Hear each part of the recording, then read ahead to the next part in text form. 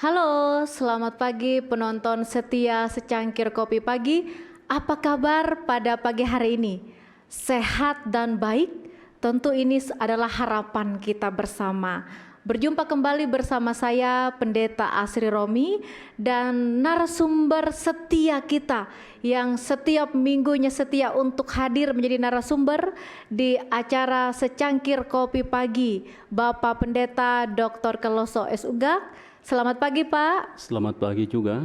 Sudah ada ngopi pagi ini Pak? Oh, sudah pasti. Yang tentunya membuat semangat di pagi ini. Oh ya, betul. Sungguh bersemangat. Semangat. Dan penonton secangkir kopi juga sudah ngopi pagi ini?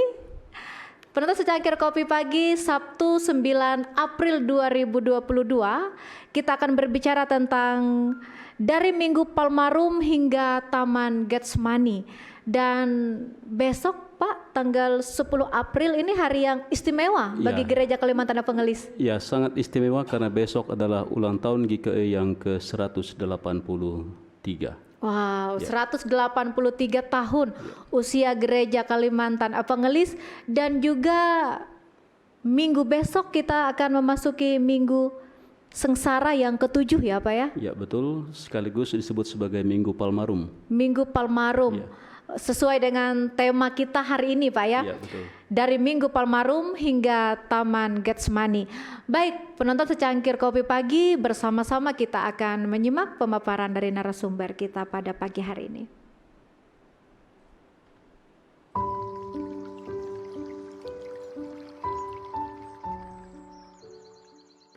Ya, selamat pagi Ibu Bapak, Saudara-saudari yang kekasih dalam Tuhan. Mendasari upaya kita memahami tema kita hari ini pada episode yang ketiga ini, dari Minggu Palmarum hingga Taman Getsemani, saya bacakan dari Injil Matius pasal 21 ayat 1 sampai 13 yang bunyinya begini.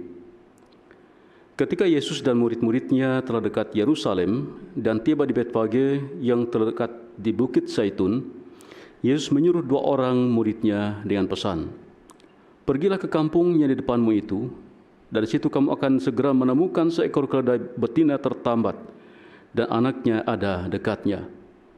Lepaskanlah keledai itu dan bawalah keduanya kepadaku.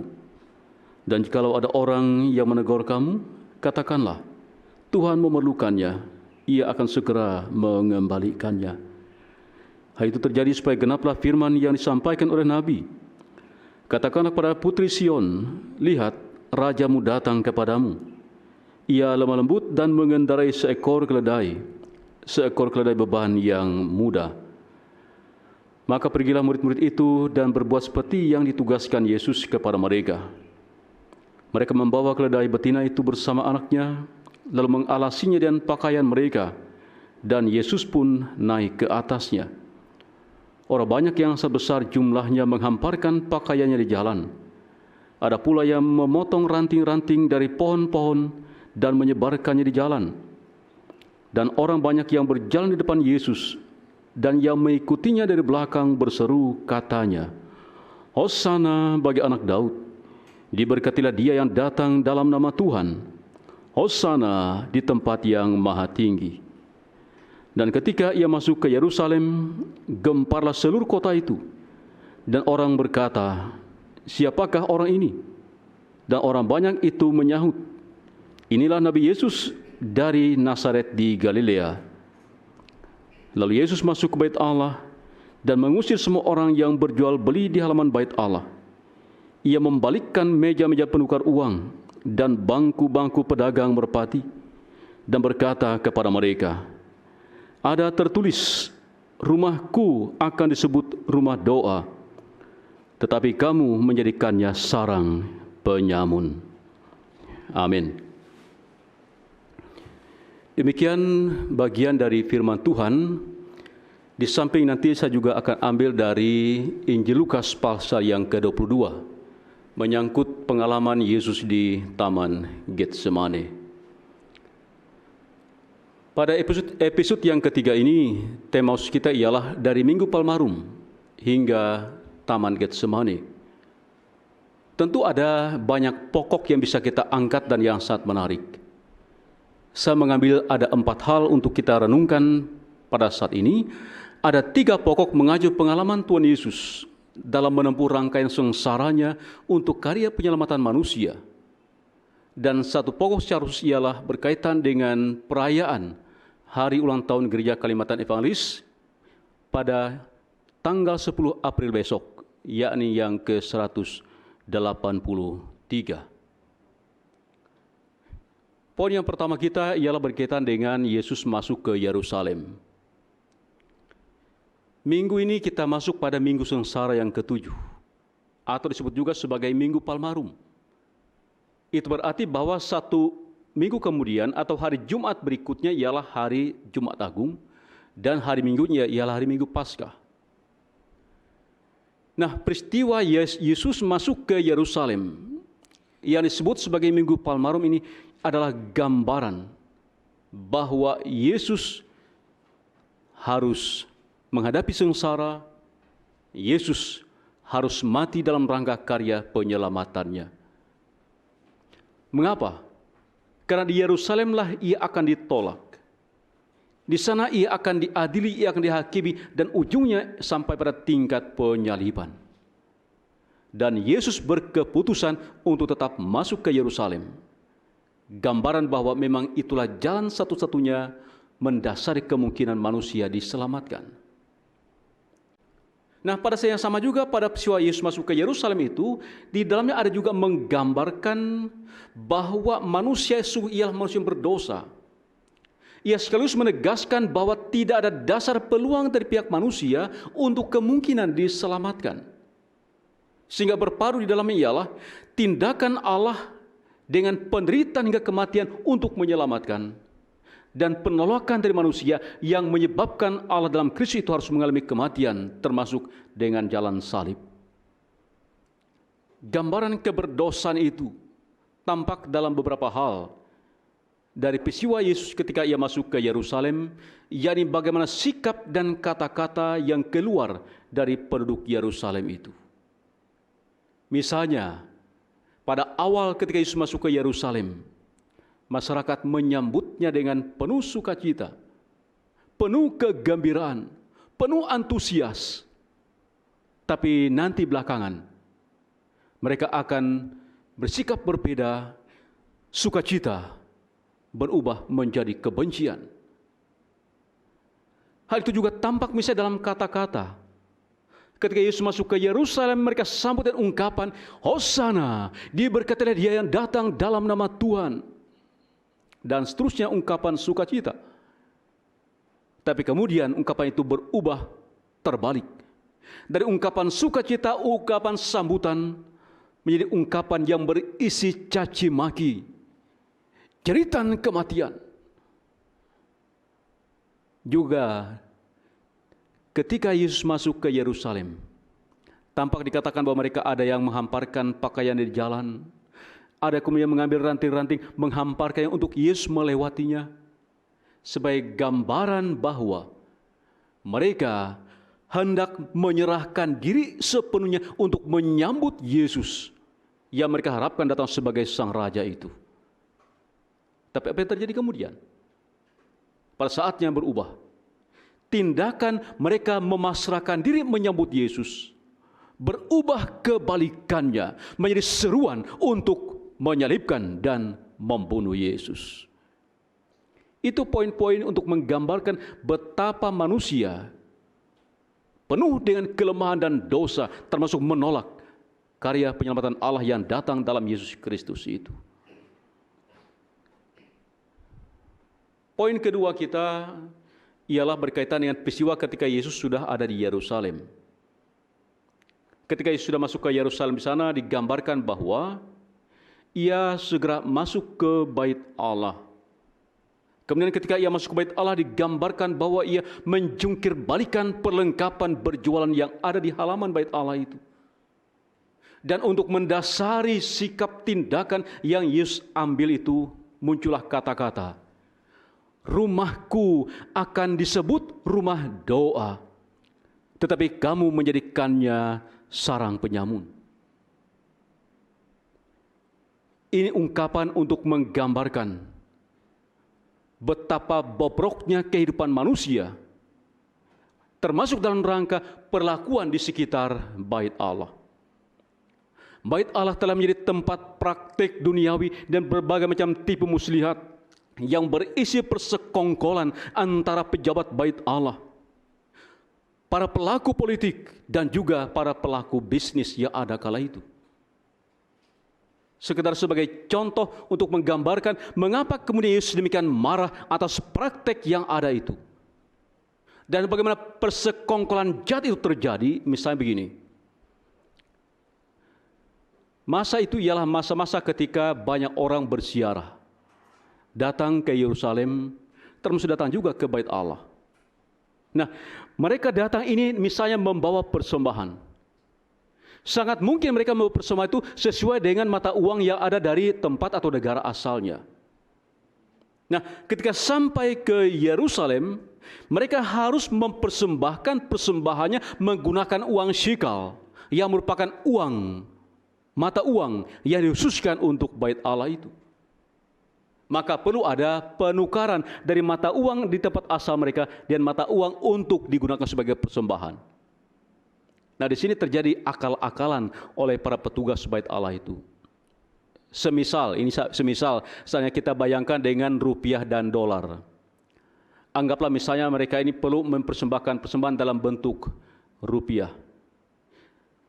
Seandainya kurs yang sedang berlaku antara dolar dan rupiah itu misalnya 15.000.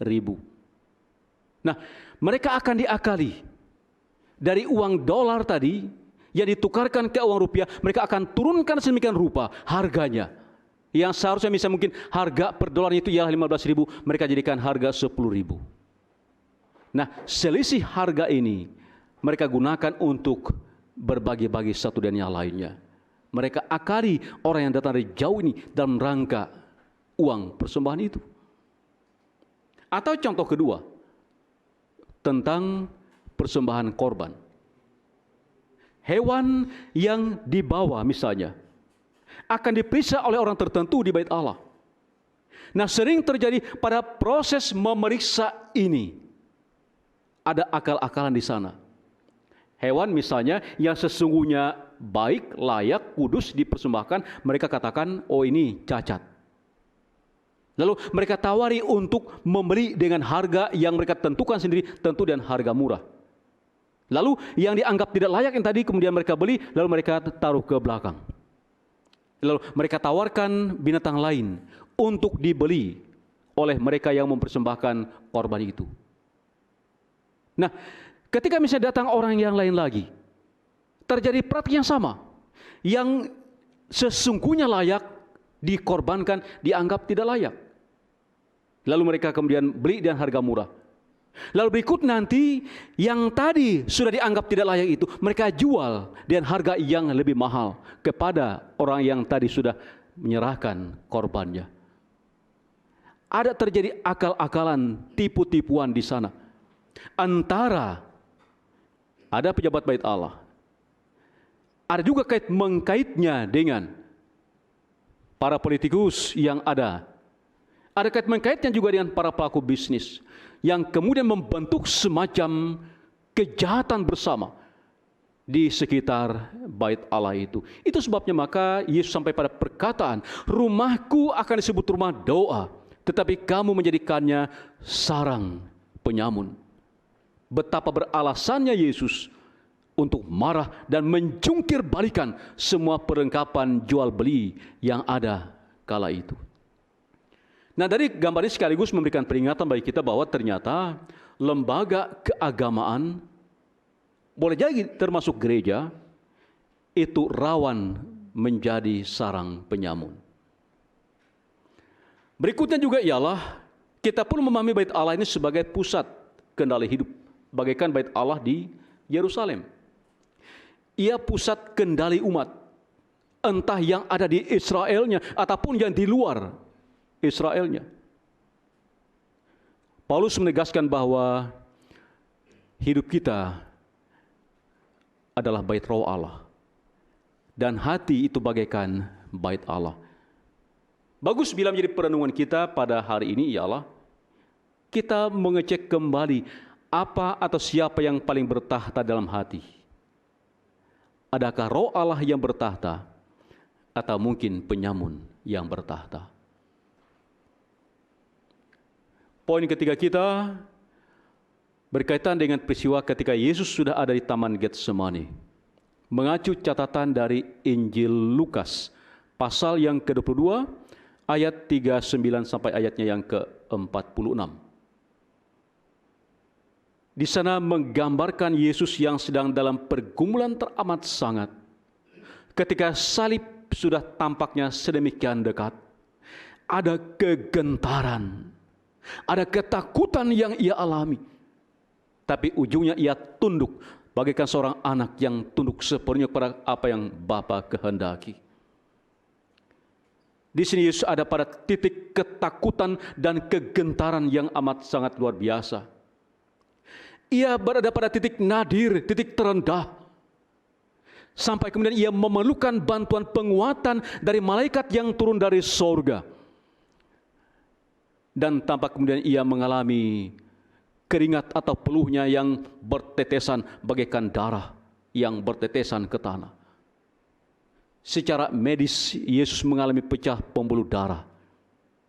Orang yang mengalami pecah pembuluh darah itu ialah orang yang mengalami stres yang amat sangat luar biasa, yang tak tertanggungkan, sehingga kemudian keluarlah keringat darah dari pori-pori tubuhnya, dan itu menetes bagaikan peluh yang jatuh ke tanah.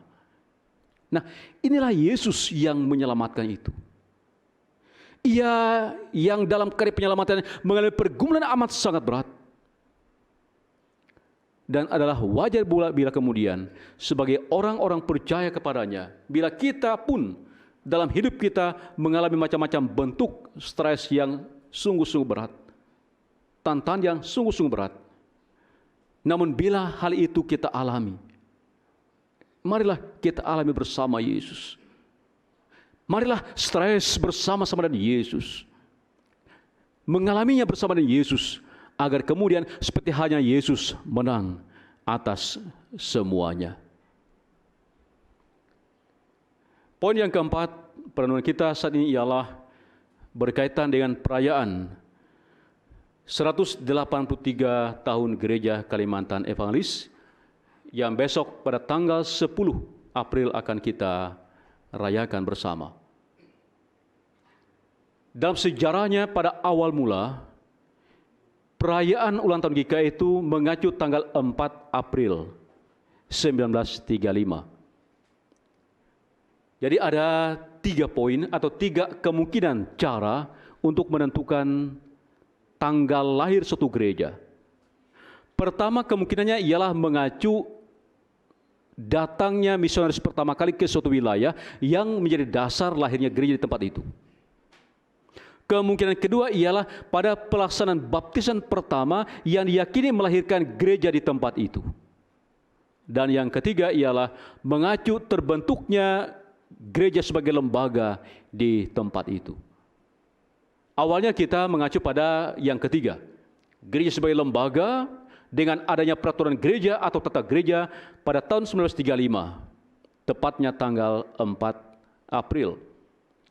Kemudian kita bersepakat untuk menggeser waktunya ke masa yang lebih tua pada saudara umum di Tamiang Layang tahun 2015, mengacu pada baptisan pertama yang menurut catatan Pak Ukur dalam bukunya ialah pada tanggal 10 April 1839. Mungkin ada data-data baru yang bisa membedakannya atau menggugatnya, itu hal lain. Tapi prinsipnya ialah bahwa saat ini kita merayakan hari ulang tahun GKI mengacu baptisan pertama yang diyakini nantinya akan menjadi cikal bakal lahirnya gereja GKI sebagai lembaga hingga hari ini. Menarik untuk kita renungkan ketika kita saat ini merayakan hari ulang tahun GKI. Kalau dulu Yesus meninjau bait Allah ketika ia masuk ke Yerusalem, boleh jadi ia saat ini sedang meninjau GKI. Seperti apa kondisi GKI hari ini? Apakah ia hadir sebagai rumah doa, ataukah ia hadir sebagai sarang penyamun? sebuah alat perenungan yang sangat baik dan menarik. Dan itu berarti sekaligus menjadi sangat relevan hakikat gereja yang disilakan dengan Ecclesia Reformata Semper Reformanda. Jadi bahwa gereja itu harus selalu dalam keadaan diperbarui dan terus-menerus mengalami pembaruan. Dan ini penting dalam penghayatan GKI, termasuk dalam pelaksanaan tugas panggilan gerejanya di usianya yang ke-183 tahun. Mari kita hayati Minggu Sengsara ini, Minggu Palmarum ini, hari ulang tahun GKI ke-183, dan kita songsong Jumat Agung dan Paskah pada minggu berikutnya. Terima kasih, Tuhan memberkati.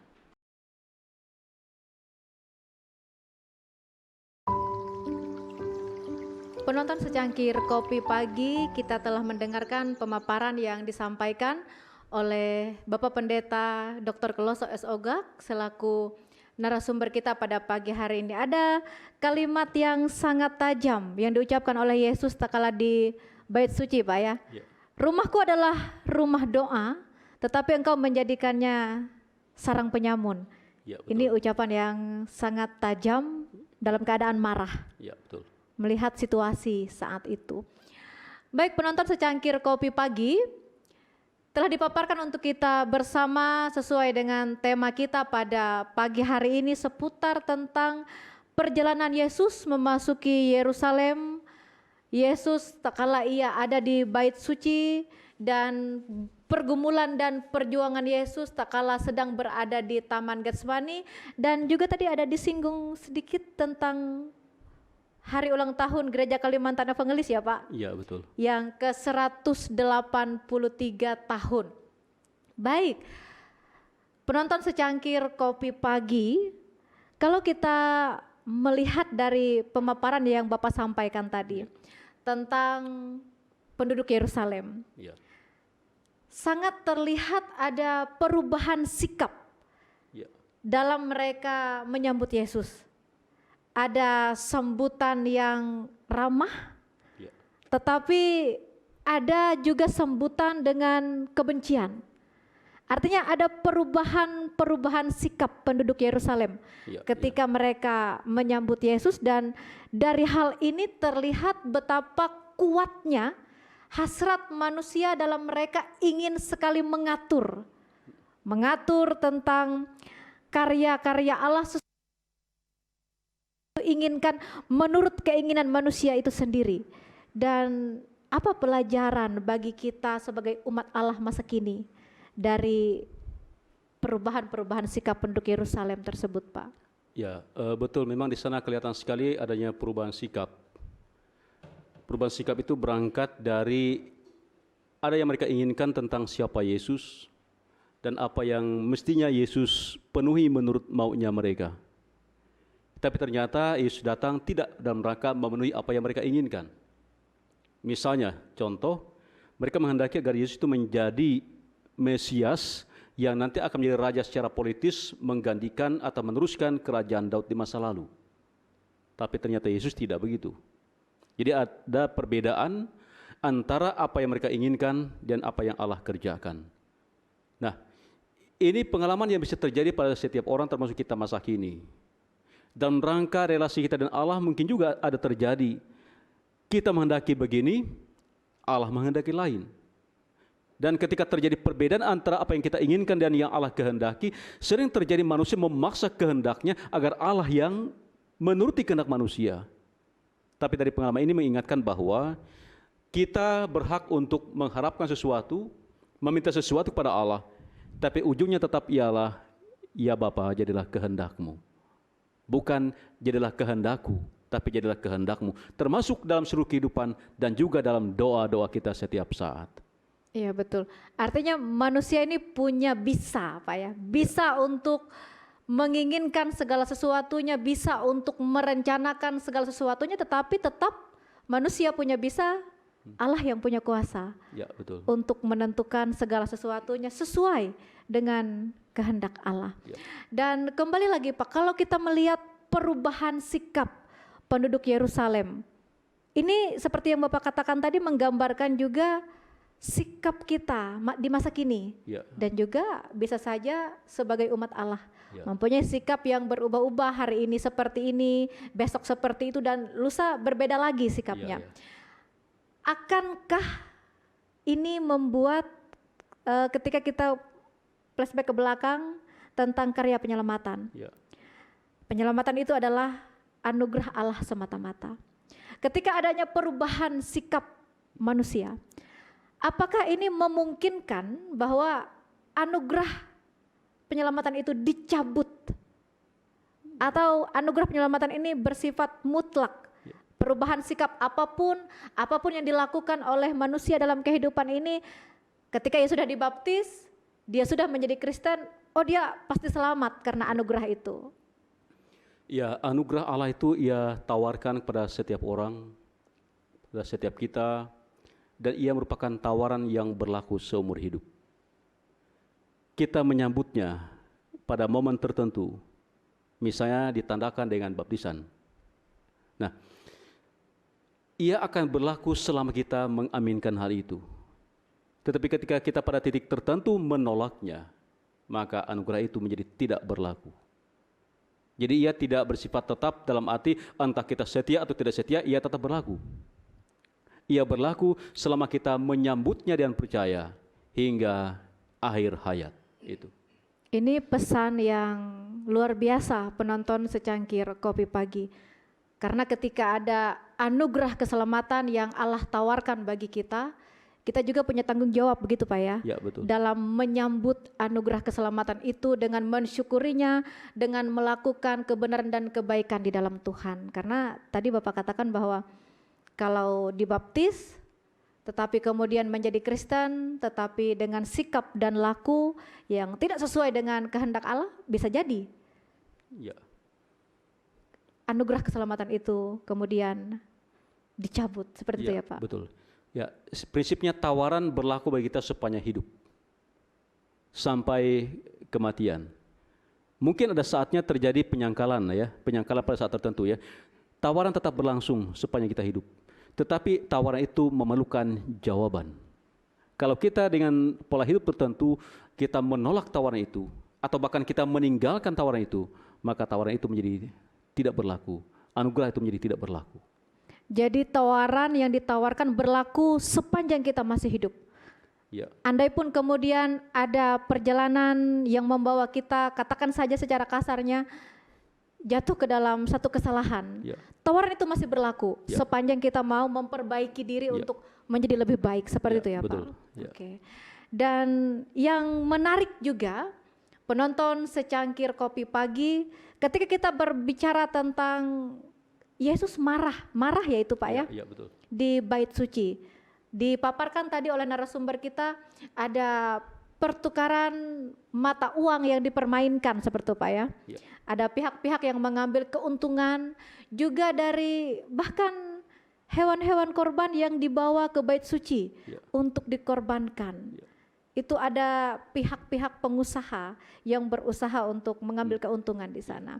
Dan kalau kita melihat dari situasi ini Pak Pendeta, ada pola yang sepertinya bisa dikatakan salah dalam pengelolaan bait suci. Ya. Apa pesan penting bagi kita, khususnya Gereja Kalimantan Evangelis khususnya yang pada esok hari ini berusia 183 tahun, berkaca dengan peristiwa di bait suci ini?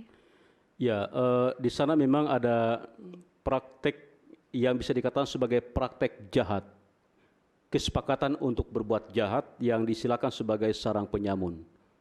Karena di dalamnya ada bersepakat ya, ada pihak pejabat bait Allah, di dalamnya juga ada para pelaku politik, di dalamnya juga ada mereka yang hadir sebagai pengusaha atau yang berusaha untuk mendapatkan keuntungan. Mereka akal-akalan. Nah, ini adalah praktek yang bisa saja terjadi dalam kehidupan beragama termasuk masa kini. Termasuk dalam bergereja, seperti halnya GKI. Bisa juga termasuk GKI mengalami hal yang sama sehingga gereja menjadi bagaikan sarang penyamun. Ketika ada praktek-praktek persekongkolan jahat terjadi dalam kehidupan bergereja, itu peringatan kerasnya bagi kita dari teguran Yesus bahwa engkau telah menjadikannya sebagai sarang penyamun. Jadi teguran itu berlaku konteksnya sampai sekarang. Ya, betul. Bagi GKE teguran itu berlaku keras seperti itu Pak ya. Ya, betul. Bahwa rumahku adalah rumah doa. Jangan dijadikan sebagai sarang penyamun. Ya, betul.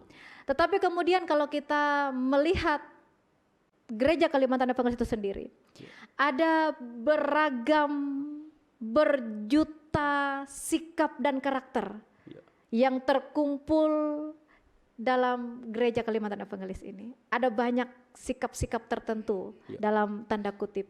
Jadi seperti apa kemudian gereja ketika dia berhadapan dengan orang-orang yang ada di dalamnya dengan sikap-sikap tertentu seperti yang Bapak katakan tadi, bisa saja ada penyamun seperti itu. Apakah kemudian gereja membatasi pelayanannya untuk hal-hal tertentu yang dianggap dalam tanda kutip salah seperti itu Pak? Dalam hal pelayanan, gereja bertanggung jawab melayani semua. Jadi entah yang orang yang masuk kategori katalah orang-orang baik, maupun yang masuk kategori mungkin disilakan sebagai penyamun atau apalah namanya. Gereja bertanggung jawab untuk melayani semua. Istilah umum dari tokoh Agustinus misalnya, dari John Calvin mengatakan bahwa di dalam gereja itu memang akan selalu ada lalang dan gandum. Dua-duanya akan selalu ada hingga akhir zaman. Kita tidak berhak untuk memanen atau membakar lalang itu duluan. Itu haknya Allah melalui malaikatnya nanti. Tanggung jawab kita sekarang ialah melayani semua. Siapapun adalah tanggung jawab gereja untuk melayani. Perbedaan dalam bentuk apapun, tanggung jawab gereja untuk melayaninya. Seberdosa apapun, tanggung jawab gereja untuk tetap melayani mereka.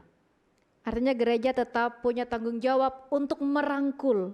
Iya. Merangkul dengan beragam sikap dan sifat setiap orang yang menjadi bagian dari gereja itu sendiri. Iya, betul. Gereja tetap merangkul dan melayani. Iya.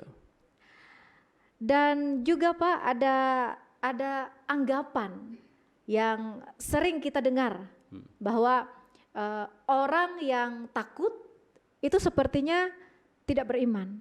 Orang Kristen itu jangan khawatir. Orang Kristen itu jangan takut. Orang Kristen itu jangan sedikit-sedikit mengeluh.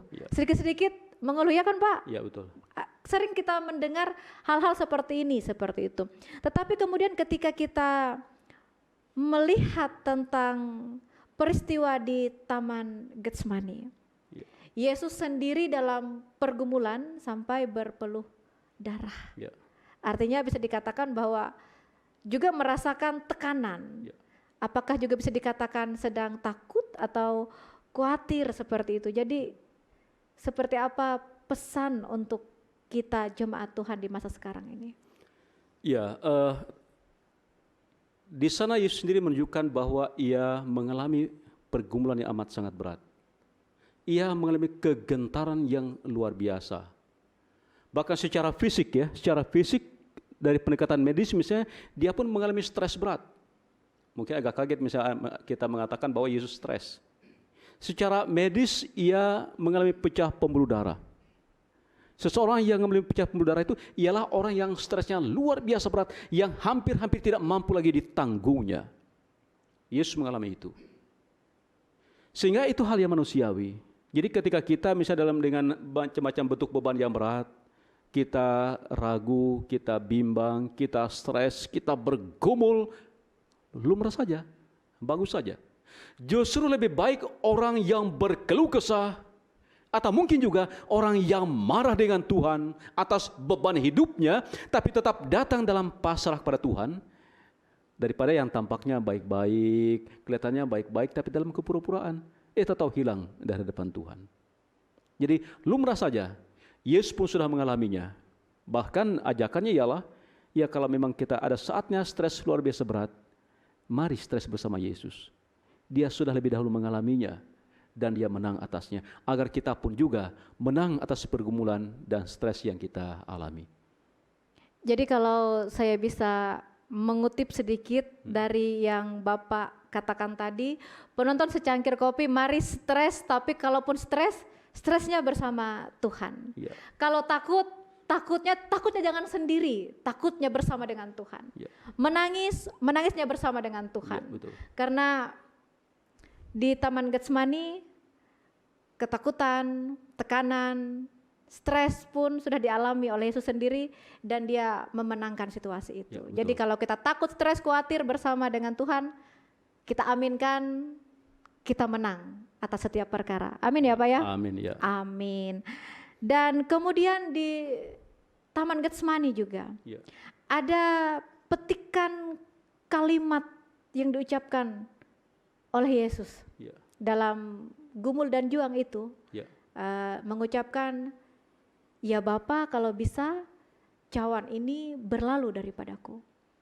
Jadi sekilas kalau dibaca sekilas seolah-olah Yesus kalau bisa menghindar Ya, ya. dari cawan ini seperti itu. Jadi apa pesan yang mendalam yang bisa dipahami oleh umat Tuhan tentang kalimat kalau bisa cawan ini berlalu daripadaku? Ya, cawan itu menunjuk pada penderitaan dan salib. Dan tampak di sana dalam kemanusiaannya, Yesus berharap sekiranya mungkin ya janganlah sampai lewat salib dalam rangka penyelamatan. Tapi sekaligus juga dengan ungkapan itu di bagian ujungnya kan dikatakan ya, jangan kehendakku yang jadi, tapi kehendakmu lah yang jadi. Artinya bahwa secara manusiawi Yesus menghendaki kalau mungkin jangan ini. Tapi kemudian ia menunjukkan ketundukan dan ketaatan penuh.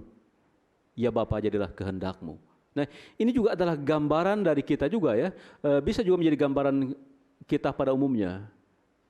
Kita tentu berharap bahwa hidup ini berjalan baik, hidup ini berjalan mulus, menggapai harapan dan cita-cita itu berjalannya mulus, tidak lewat jalan yang sulit. Kan harapan kita begitu ya. Tapi sering terjadi, tidak mungkin kita menghindar. Kita harus menghadapinya dan harus mengatasinya. Dan dalam kerangka ini, pasrah kepada Tuhan menjadi kekuatan yang menolong untuk menghadapi dan mengatasinya. Jadi penonton secangkir kopi pasrah kepada Tuhan. Luar biasa tadi kalimat Bapak ya, pasrah kepada Tuhan itu dalam rangka kemudian akan mendapatkan kekuatan dan pertolongan. Jadi pasrah kepada Tuhan itu berbeda dengan pasrah kepada manusia. Kalau pasrah kepada manusia kita tidak mendapatkan apa-apa ya Pak ya. Tapi ketika pasrah, berserah dan mempercayakan diri sepenuhnya hanya kepada Tuhan, maka ada kekuatan dan pertolongan yang didapatkan. Jadi penonton secangkir kopi, masing-masing kita tentu punya pergumulan, ketakutan, kekhawatiran tersendiri, pasrahnya kepada Tuhan. Sehingga ada pertolongan dan kekuatan yang kita dapatkan di dalam Tuhan. Dan kemudian pada dalam rangka GKI merayakan 183 tahun, yang tepatnya besok hari, 10 April. Tentu semangat Eklesia Reformata sampai Reformanda berlaku bagi GKI. Dan berkaitan dengan tripanggilan gereja, apa hal-hal mendasar yang dirasa perlu untuk selalu mengalami pembaharuan dalam gereja Kalimantan Evangelis itu sendiri? Ya, kalau kita lihat dari 3 tugas panggilan gereja, itu kan ada unsur bersekutu, koinonia, berikut unsur marturia atau kesaksian, dan berikut unsur diakonia atau pelayanan. Itulah tripanggilan gereja. Nah, ada kecenderungan sementara ini misalnya gereja kita masih sangat kuat berfokus pada unsur koinonia. Artinya kita masih berfokus pada bagaimana membangun persekutuan, pembenahan-pembenahan yang sifatnya ke dalam. Itu perlu, tetapi agaknya perhatian kita juga tidak lagi cukup hanya terutama pada unsur koinonia, tapi juga perlu pada unsur marturia dan unsur diakonianya. Nah, dalam hal unsur koinonia misalnya, sekarang kita perlu juga mengalami pembaruan dalam memahaminya. Contoh seperti sudah pernah kita bahas sebelumnya, dalam rangka kita bersekutu, tidak bisa lagi dengan gaya sebelumnya kita membayangkan baru bisa bersekutu kalau ada di tempat yang sama, wadah yang sama, rumah atau gedung yang sama. Sekarang kita perlu menyediakan diri untuk bersekutu menggunakan macam-macam sarana-prasarana yang disediakan oleh manusia yang merupakan pemberian Allah. Sehingga pemahaman kita tentang bersekutu dan prakteknya juga perlu mengalami pembaruan. Berikut misalnya untuk marturia atau kesaksian. Dunia memerlukan kehadiran gereja. Jadi fokus kita tidak lagi sekedar berbicara menyangkut bagaimana untuk menambah anggota gereja, tetapi bagaimana gereja berperan konkret, berperan nyata, membawa Injil, membawa damai sejahtera di tengah-tengah dunia ini dengan macam-macam praktek hidup, termasuk bersama orang lain, termasuk bersama dengan mereka yang berbeda dalam hal budaya dan dalam hal agama. Itu bagian dari pembaruan yang diperlukan. Dan juga unsur diakonia. Gereja sering tertinggal sangat jauh dalam hal diakonia. Di dalamnya memerlukan juga peningkatan-peningkatan, pembaruan-pembaruan agar gereja kita menjadi makin eksis ke depan. Sehingga di satu pihak kita perlu memeriksa seperti apa kondisi persekutuan, kesaksian, pelayanan kita hari ini. Kemudian kita mengkritisinya, lalu kita membenahinya dan memperbaruinya agar GKI di usia yang sudah 183 tahun ini menjadi makin eksis hadir di bumi Kalimantan, di Indonesia, bahkan di dunia. Baik Bapak, jadi apakah boleh dikatakan bahwa pembaharuan gereja itu juga tidak terlepas mengikuti perkembangan situasi yang ada? Pembaharuan, apakah bisa dikatakan seperti itu, Pak? Ya, betul. Jadi karena gereja itu hadir pada setiap situasi, setiap konteks, dan dia harus hadir eksis, menjawab apa yang diperlukan pada setiap situasi dan setiap konteks itu. Itu berarti di sana ada pembaruan-pembaruan yang diperlukan. Itu keniscayaan. Gereja akan menjadi gedung tua yang ditinggalkan kalau ia tidak mampu berkembang seiring dengan tuntutan perkembangan zaman.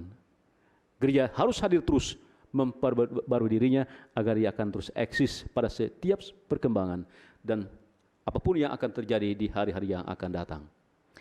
Artinya gereja juga mempunyai tanggung jawab yang besar dalam hal ini untuk mampu menjawab situasi-situasi yang bisa saja berubah-ubah seperti itu. Betul. Ya.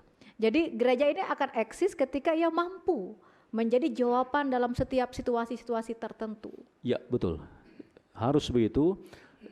Bisa kita ingat misalnya penegasan sederhananya ialah ia menjadi garam dunia. Betul. Dunia berubah, tentu wujud garamnya tadi berubah. Dan kalau ia tidak, maka ia dikatakan akan menjadi bagaikan sampah yang diinjak-injak orang. Itu tantangan bagi gereja kita. Baik Pak Pendeta, besok hari 10 April 2022 usia Gereja Kalimantan Evangelis 183 tahun dan kita memasuki Minggu Palmarum. Dan kita berharap bahwa tayangan Secangkir Kopi Pagi pada pagi hari ini semakin mengokohkan iman percaya dalam syukur kita dalam rangka kita menyambut usia GKI ke-183 tahun dan juga menyambut Jumat Agung dan Paskah. Amin. Amin. Dan dipersilahkan kepada Bapak selaku narasumber untuk menyampaikan closing statement. Ya, Ibu Bapak sekalian yang kekasih dalam Tuhan, kembali pada masa-masa Minggu Sengsara dengan acara kita pada episode yang ketiga ini, kita diajak untuk menghayati berbagai macam hal berkaitan dengan macam-macam bentuk kesengsaraan yang Yesus alami, pesan-pesan yang ia sampaikan dari peristiwa itu, dan juga kita sudah mencoba menghayati, mengkritisi, otokritik terhadap diri kita sebagai Gereja Kalimantan Evangelis yang besok berusia 183 tahun. Ada banyak hal yang kita bisa hayati dari pengalaman kesengsaraan Yesus dan adanya gereja sebagai buah karya Allah dalam roh itu. Nah, untuk itu maka kita masih akan lanjutkan percakapan ini pada minggu yang akan datang. Pada kisaran antara Jumat Agung dan Paskah yang kita akan pilih temanya ialah makna salib dalam perkataan Tuhan Yesus di atas kayu salib. Sampai berjumpa, Tuhan berkati. Baik, terima kasih Pak Pendeta. Selalu setia menjadi narasumber di acara Secangkir Kopi Pagi. Meskipun kita tahu penonton Secangkir Kopi Pagi, Bapak Pendeta Dr. Kloso S. Ugak ini adalah salah satu dosen di Sekolah Tinggi Teologi Gereja Kalimantan Evangelis yang tentu juga mempunyai jadwal mengajar yang sangat padat. Tapi terima kasih sekali lagi Pak karena selalu setia untuk hadir menjadi narasumber di acara Secangkir Kopi Pagi kita bersama. Sama-sama, terima kasih. Dan terima kasih juga untuk penonton setia Secangkir Kopi Pagi yang setiap hari Sabtu setia untuk menyaksikan tayangan Secangkir Kopi Pagi. Dan kalau ada pertanyaan yang penonton ingin tanyakan seputar tema yang sudah kita bahas bersama narasumber kita, bisa ditanyakan, bisa diketik di chat kolom komentar, dan kemudian kami berusaha, Bapak Pendeta, Iya. bersedia tentunya untuk menjawab setiap pertanyaan. Ya, akan kita jawab di pertemuan berikutnya. Baik, terima kasih penonton Secangkir Kopi Pagi. Kami juga tetap mohon dukungan untuk acara Secangkir Kopi Pagi. Jangan lupa kasih apa, Pak? Kasih Like. like. Dan subscribe untuk acara Secangkir Kopi Pagi. Mohon maaf apabila ada salah kata. Seluruh kru yang bertugas, saya Pendeta Asri Romi dan Pendeta Keloso S. Uga. kami mohon pamit undur diri. Sampai jumpa di Sabtu mendatang. Selamat pagi, Tuhan memberkati.